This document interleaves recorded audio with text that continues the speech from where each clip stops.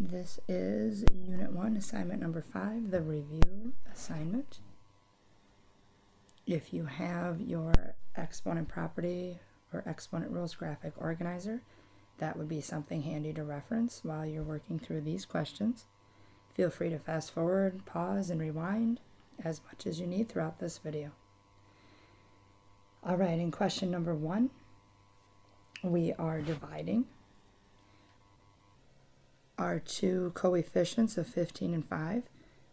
We go ahead and divide those. 15 divided by 5 is 3. Actually, I'm going to go ahead and write down here. 15 divided by 5 is 3. And then our exponent rule tells us that we need to subtract exponents with the same base. Top exponent minus bottom. So 7 minus 9, we get x to the negative second. And then 5 minus 3, y to the second. Our directions tell us positive exponents only. So anything with a negative exponent, we're going to move to the denominator. The 3 has a positive exponent of 1, so it stays in the top. X to the negative second moves to the denominator. And y to the second has a positive exponent, so it stays in the numerator. In question number 2, all we're doing there is simplifying. We have to make sure everything has a positive exponent. When we look at this, the only base that has a negative exponent is the x. The 4 really has a positive exponent. It is a 1. So the 4 is going to stay in the numerator because it has a positive exponent. X to the negative third moves to the denominator. And y to the fifth positive exponent stays in the numerator. In number 3, we've got a couple different properties there. We have our quotient rule. In other words, we're dividing. And then we also have our power of a power where we have the exponent outside of the parentheses. A couple different ways you can do this. The way that I recommend would be to simplify inside the parentheses first, like order of operations would tell us to do. So when I look inside the parentheses, 3 and 5, there's nothing I can do to simplify that fraction. So I'm going to leave the 3 over the 5. And then I have an x to the 4th divided by x to the 6th. When we're dividing, we subtract exponents. So we get x to the negative second.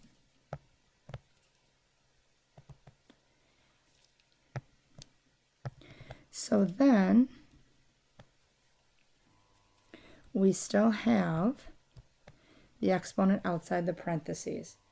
It's up to you. If you want to move that negative exponent now, you can. I always like to wait to the end to move my negative exponents, just in case another step would make it negative again. So exponent outside the parentheses means we have to multiply every inside exponent by that outside exponent. Just a reminder, the 3 does have an exponent of 1, so does the 5. So we have to do 2 times 1 gives us 3 to the second. 2 times negative 2 gives us x to the negative 4th.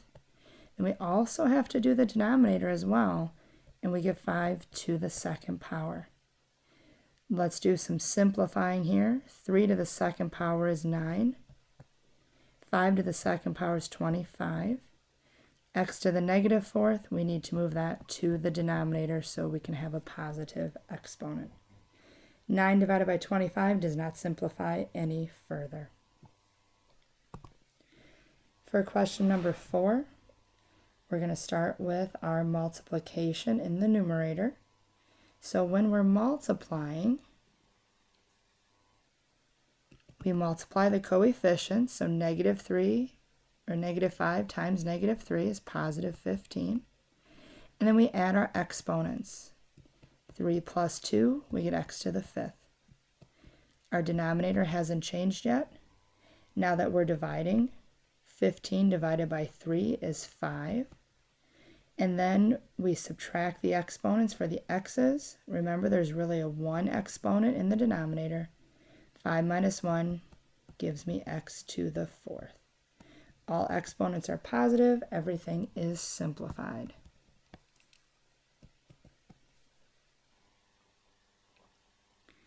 For question number 5, we look inside the parentheses. There's nothing I can simplify there right away.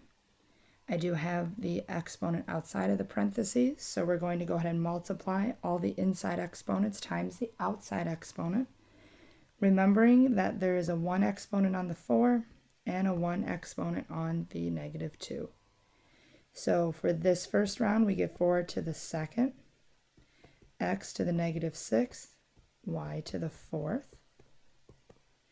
Our next set of parentheses, we get -2 to the third, x to the, remember the x also has a 1 there, so we get x to the third, y to the 18th, z to the 12th. Now we can do a little simplifying. I'm going to go ahead and modify it right here for us. Or actually, nope, I'm not going to skip that step. 4 to the second is 16. And I'm going to go ahead and just rewrite the other pieces. -2 to the third is -8. I wanted to simplify those pieces first. Now we multiply 16 times -8. And we get -128. We add the exponent for the x's. -6 plus 3 is -3. For the y's, we get 4 plus 18 is y to the 22nd. And then our z's, we don't have anything else to combine, so it's just z to the 12th. We need to move any negative exponents to the denominator. Remember, negative exponents. The -128 is going to stay in the numerator. The -128 does not have a negative exponent. X to the -3rd does, so it will move down. Y to the 22nd stays up. And then we have z to the 12th, also positive exponent, so it stays. Number 6, super easy question. Everything inside the parentheses is being raised to the power of 0. Anything to the 0 power, no matter how many bases and exponents it involves, anything to the 0 power is equal to 1. All right, in number 7, we are dividing. We have a 6 divided by 24. All I can do to simplify that is 6 goes into 6 once, 6 goes into 24 4 times. Now I'm going to subtract my exponents. Here's where we have to be careful.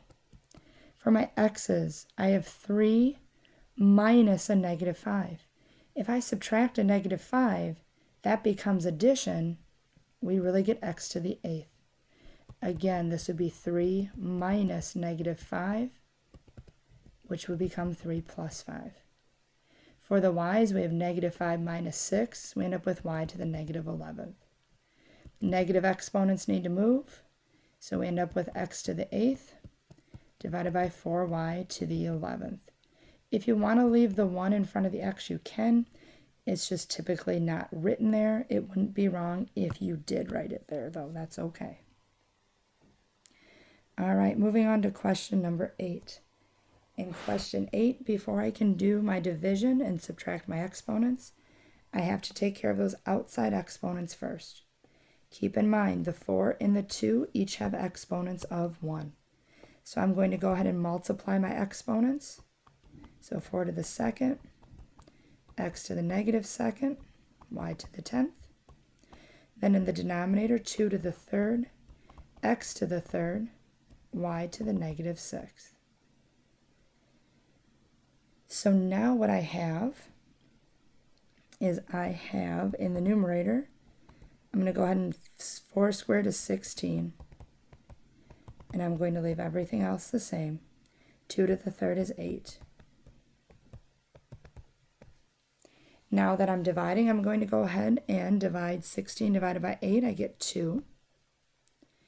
-2 minus 3, x to the -5th. 10 minus -6. 10 minus -6 is going to give us y to the 16th. Negative exponent needs to move, so x to the -5th is going to move to the denominator and become x to the +5th.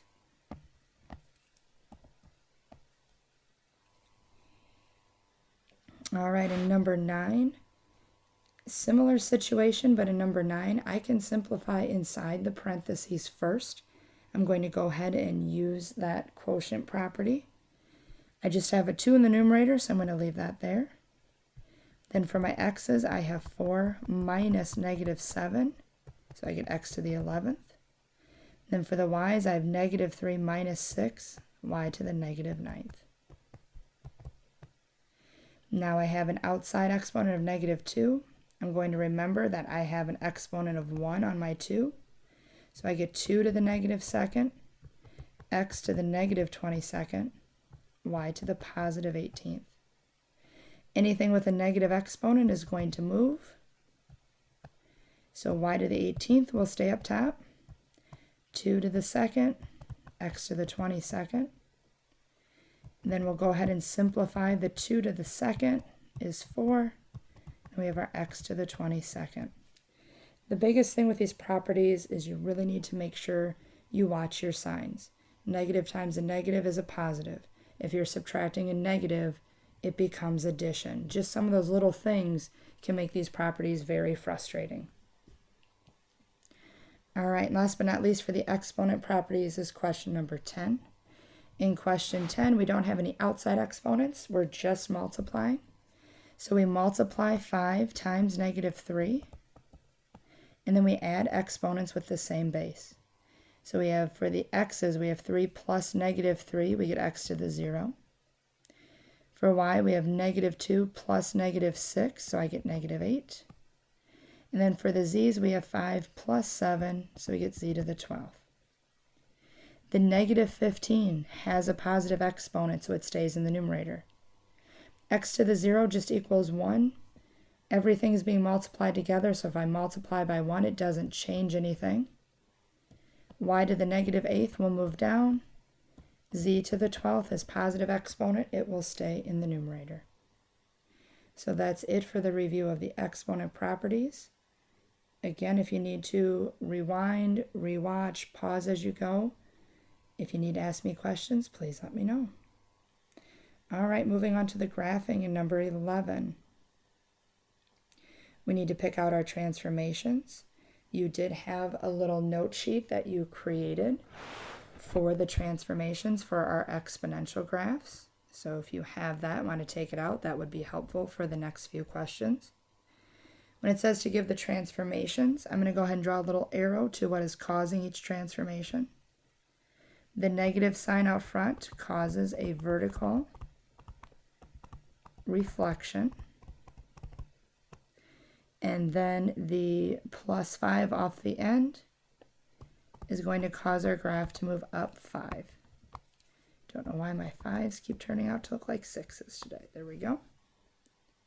So we know that our graph's going to be flipped upside down, and it's going to be moved up 5. So the line that we're not going to touch or cross is going to be at 5. So if you want to go ahead, 1, 2, 3, 4, 5, and draw that in, you sure can. Again, I know that line is there because we move up 5. The domain and range. The domain will always be all real numbers. The range, you might want to wait on that until you see your graph, so I will wait on that till we have our full graph. It says to make a table of values. For this, we're going to go to our graphing calculator and enter our equation in. So we go to our y equals, clear anything out that's in there. I'm going to arrow up to my plot that's on, press enter. So now everything is shut off. Our equation is negative 3 to the, use our little caret key on the right hand side, it's in red on my screen, to the x, and then we had plus 5. Now if you want to see your graph, so you can compare it to when you graph, first of all check your window. A nice viewing window for us, negative 10 for the x-min, positive 10 for x-max, x scale of 1, y-min, negative 10, y-max at 10. So if you need to take a little pause here and make sure your window matches mine, that's a great place to start. If we go ahead and press graph just to see what it should look like, there's our graph that's flipped upside down. And if you can see towards the top where it kind of levels out there, that's where our line at y equals 5 is. So it's where our graph will never touch or cross. It just kind of flattens out there and keeps getting closer to that line. Now for us to get our graph, we're going to press second graph to get our table. And we want to go ahead and arrow on our table till we find some smaller values that can fit on our graph. So I'm going to go ahead and use 0, 4, 1, 2, and 2, negative 4. So 0, 4, 1, 2, and 2, negative 4. I'm just going to double check that. 0, 4, 1, 2, and 2, negative 4. So I'm going to go ahead and plot those 3 points. So 0, 1, 2, 3, 4, 1, 2, and 2, negative 1, 2, 3, 4. My graph's going to get really close to that 5 line, not touch or cross it, and then curve down towards the right. Again, you can press the graph key on your calculator if you need to double check. All right, same idea, moving on to question 12. We're going to pick out the transformations first. There is a 3 in front of my base. My base number is 2. The 3 that we're multiplying by, it's bigger than 1, so it's going to cause a vertical stretch. The plus 1 that's part of the exponent, remember addition goes opposite of what we think it should. Plus 1 actually goes to the left one. So this graph doesn't move up or down at all for us. So that means the line that this graph will never touch or cross is just at the y-axis. Let me change to red, it might stand out a little better. If your graph doesn't move up or down at all, the line that you will never touch or cross will just stay at the x-axis. Our domain is all reals. And now I just realized, guys, let me go back up. I didn't finish the range on number 11. The range is always with y. And when our graph is flipped upside down, it's going to be less than or equal to. And it's going to be less than or equal to that value that we cannot touch or cross. And that line is where y equals 5. So it cannot equal 5. Y is just less than 5. It cannot equal 5. It will never touch or cross the line where 5 is. All right, so back to 12. Sorry about that. I forgot to finish our range. In this case, again, I'll wait till we graph to look at our range. Our table of values. We're going to go ahead and go to the calculator. So we have 3 times 2 to the x plus 1. So y equals, I'm just going to clear this out, 3 times 2 to the x plus 1. Notice how I have parentheses around the exponent. So let's go ahead and press graph. Let's see what it should look like. So after we make our table of values and you plot your ordered pairs, this is what your graph should look like. So I'm going to go ahead second table, and I'm going to find some values that will work nicely for us. Decimals are okay. It's really easy to graph -2, 1.5. I'm going to go ahead and actually grab that value, -1, 3, and 0, 6. If we go much bigger than that, we're going to have to start changing our scale, which is okay. You can do that. But if we can choose some smaller values and keep our scales all at 1, it's going to be a little easier for us to graph. All right, so -2, 1.5. Then we had -1, 3, and 0, 6. So I'm going to go ahead and plot those, -2, 1.5, -1, 3, and then 0, 1, 2, 3, 4, 5, 6.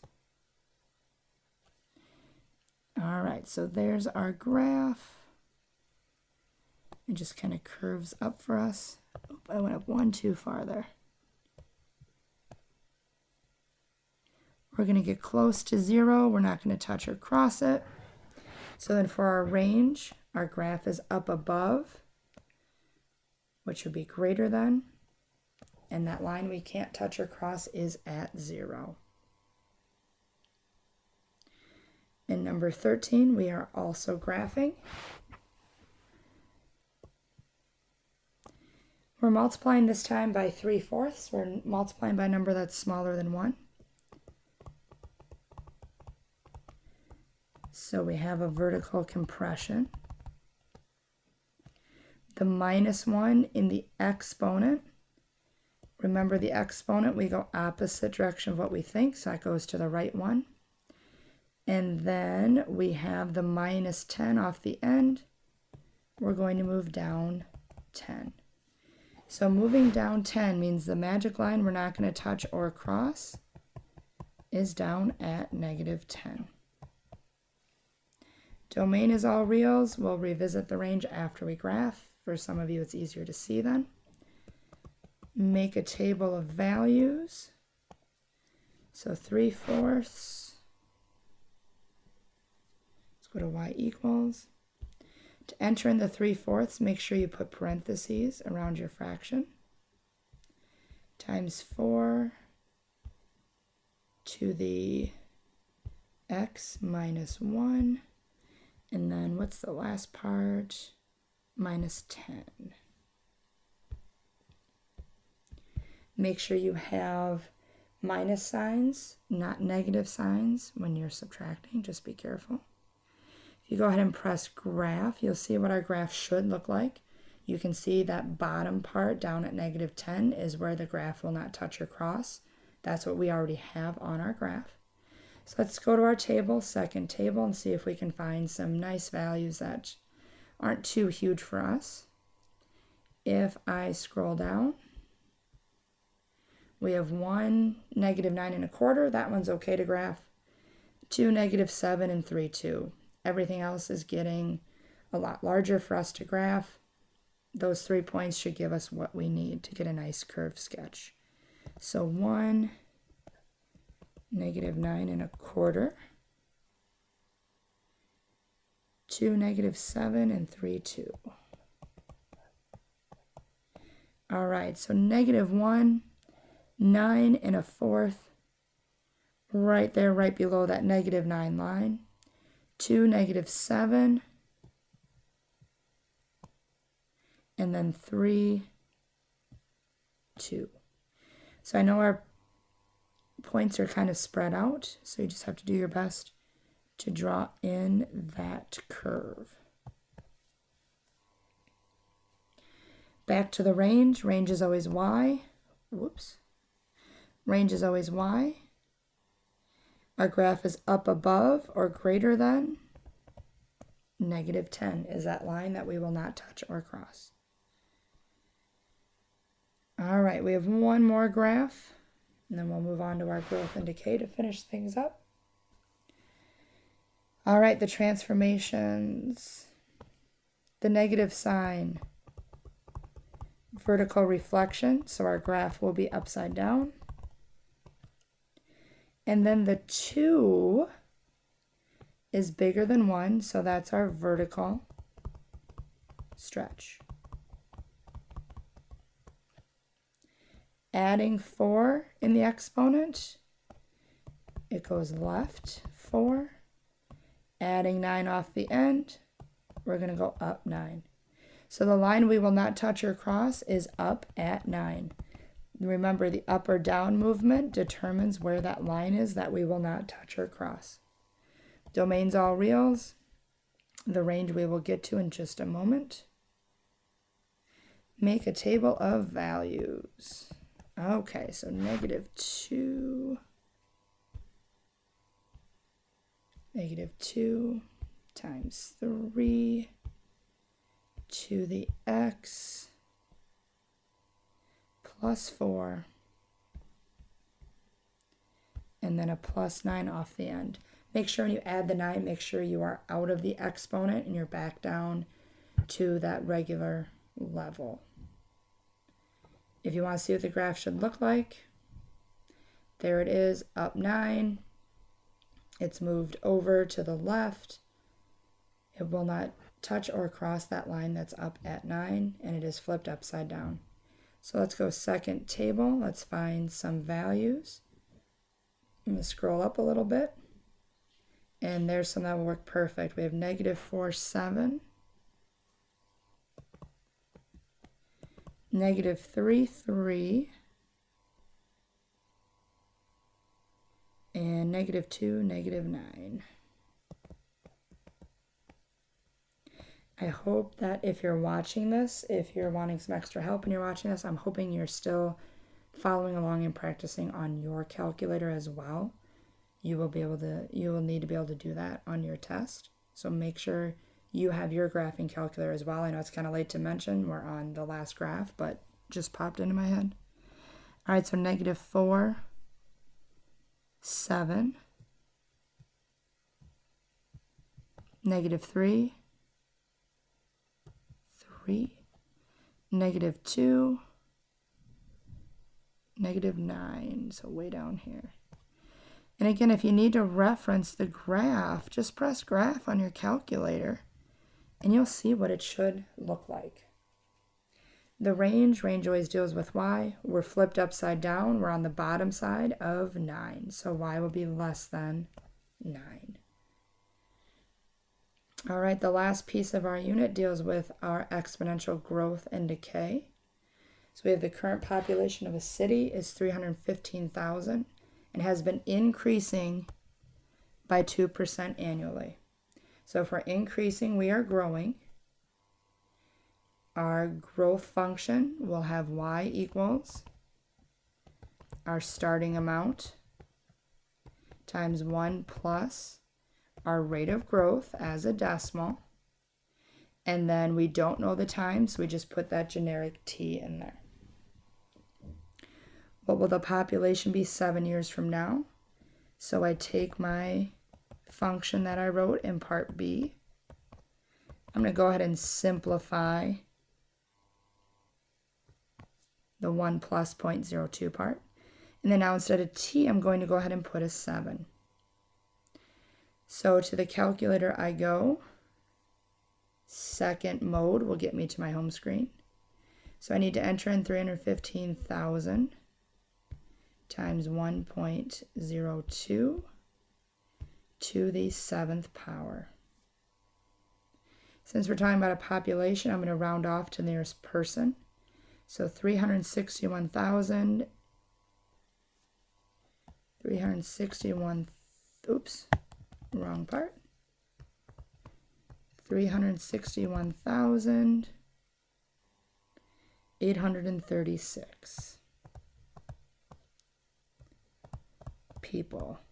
Notice I did the squiggly equal sign because I did round. If you're doing any rounding, you need to use the approximate symbol, which would be the squiggly equal sign. Keeping with the same situation, but now we want to know the population 10 years ago. So same equation. Since we're dealing with time, I want to change the t, but now to show going back in time, we make that a negative 10 to go back 10 years. So we're going to enter in the same thing, except for our exponent. It's going to be a negative. Make sure you're using the negative sign, 10. So 10 years ago, we had 258,410.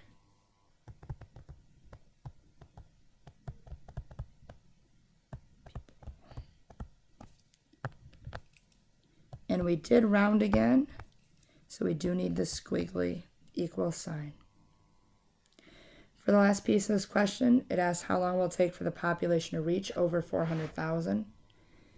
That's where we have to use our technology. I'm going to go ahead to my y equals 315,000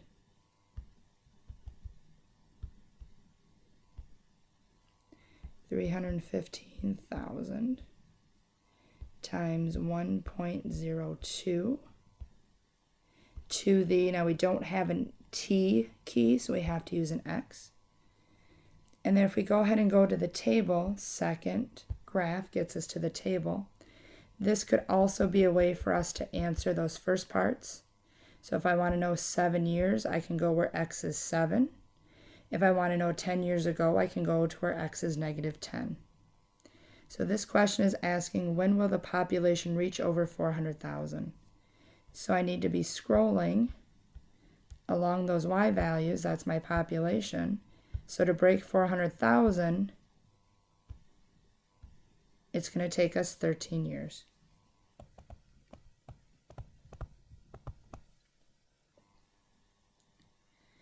In number 16,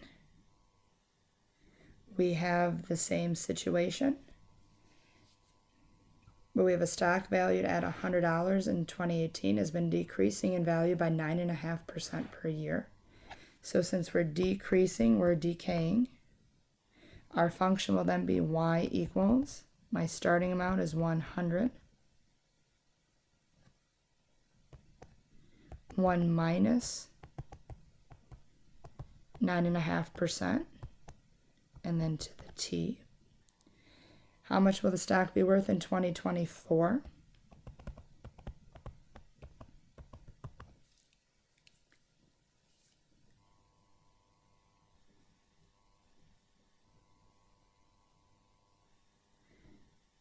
I'm going to go ahead and simplify the 1 minus 0.095.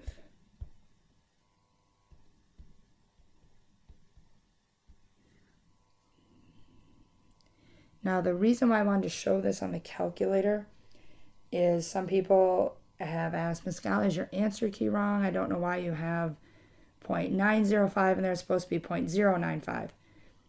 I simplified it. I did 1 minus 0.095 and the result is 0.905. So just be careful. The two look really similar. Now for the exponent, I don't want to put 2024. I need to put how many years it's been since 2018. The stock started at 2018. Now in 2024, 6 years would have passed. We want a 6 for RT. So we're going to have 100 times 0.905 to the 6th. Now since this is money, we want to round to the nearest cent, which is the nearest hundredths, or 2 decimal places. So $54.94 approximately. $54.94.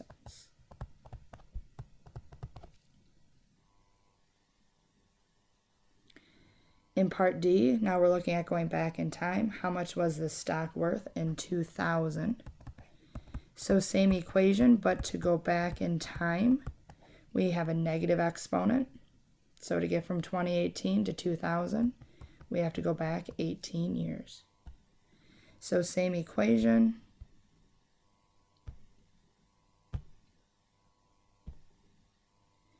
But now our exponent will be -18. So in the year 2000, it was worth $603.01 approximately.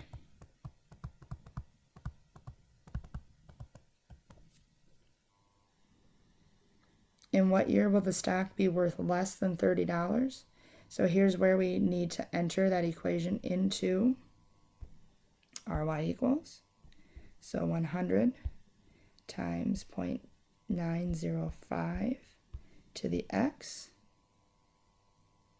And then we go to our table and we want to know when will the stock be worth less than $30. So as we scroll down, we get below $30 after 13 years, but it asks us in what year. So 2018 plus 13 years is what we're looking at. So in the year 2031, is when we would expect the stock to be worth less than $30.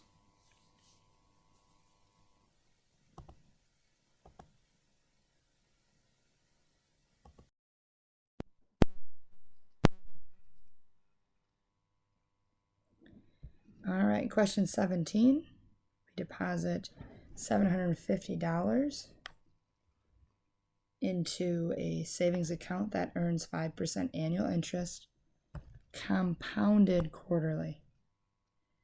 When you're talking about interest, that is always a growth thing. Now, when we go to write this particular formula, you guys have your compound interest formula in your notes. We're going to have our y equals our starting deposit times 1 plus our rate as a decimal divided by, and in your formula it has an n. Remember, n is the number of times interest is compounded in a year. So in this case, if it's quarterly, our n would be 4. And then our exponent is n times t. So we don't know how many years at this point, so we're just going to put a 4 for our n and then our t. How much will the balance be 4 years from now?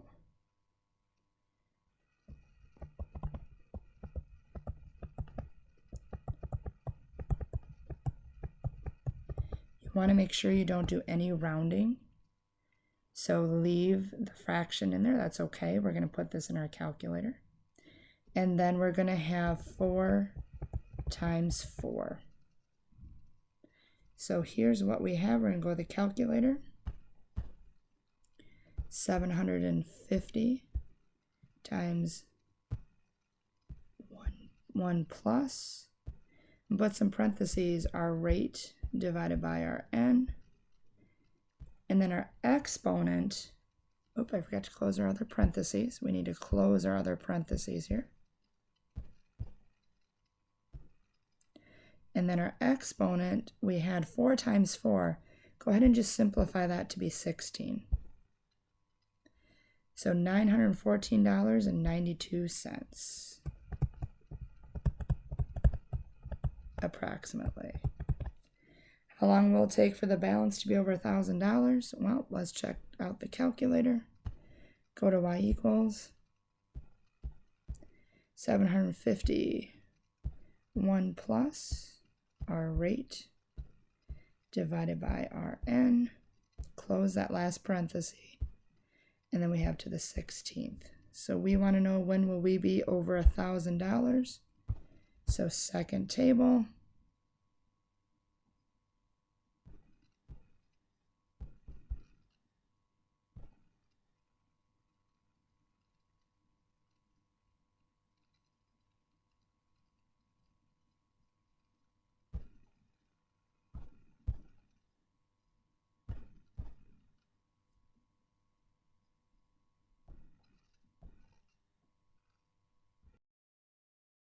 I made a mistake when I enter. We need to go back to our y equals. Our exponent's not 16. That was for our last question. It is 4, and we don't have a t, so we have to put in x. So we go back to our table. When will we get over $1,000? We scroll, and we get over $1,000 after 6 years. So it'll take us 6 years to get over $1,000. All right, on our last page here, number 18, the amount of money in a savings account is given by that function where t is in months. Growth or decay, how do you know? Based on the work we've been doing, we know this is growth. How do you know? Because we had 1 plus something. This would be of the form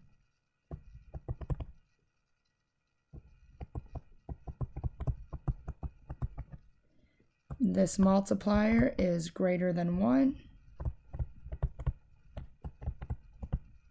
So we know we added something on. If we're adding, we are growing. How much money is in the account after 24 months? That's something that we throw right in our calculator. So 500 times 1.035, I think is right.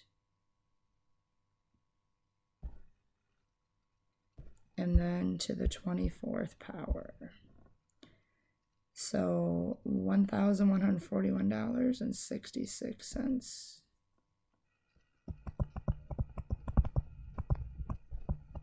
And we did round that, so we're going to use the approximate symbol. How long will it take to have more than $1,500 into the account? Again, we can jump to the calculator for that. Y equals, we have our 500, 1.035. We don't have a t, so we do have to use x. And we go second graph to get our table. And we want to know when we will be have more than $1,500. It's going to take a little while, it looks like. And there we go, 32 months. T is in months, it tells us that in the question. All right, very last one. Is this one in number 19, growth or decay? If we take a look inside the parentheses, our value is smaller than 1, so that means we decreased. So how do we know? We would have had to have used 1 minus r to the t. Or if you want to say that this multiplier is less than or smaller than 1. How long will it take to have less than 50 grams left? How long will it take to have less than 50 grams of the substance left? So we're going to put that equation into our calculator.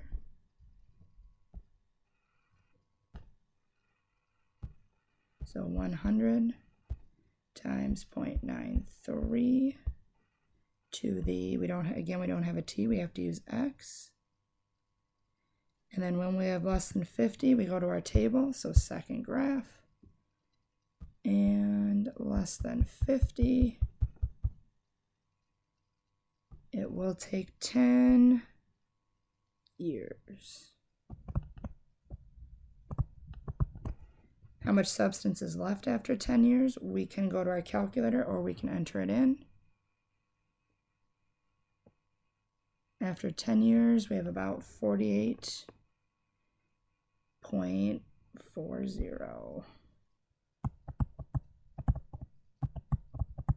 And those are grams. And that is approximately. Again, feel free to rewind, pause, ask questions as you need. Hope this video helped.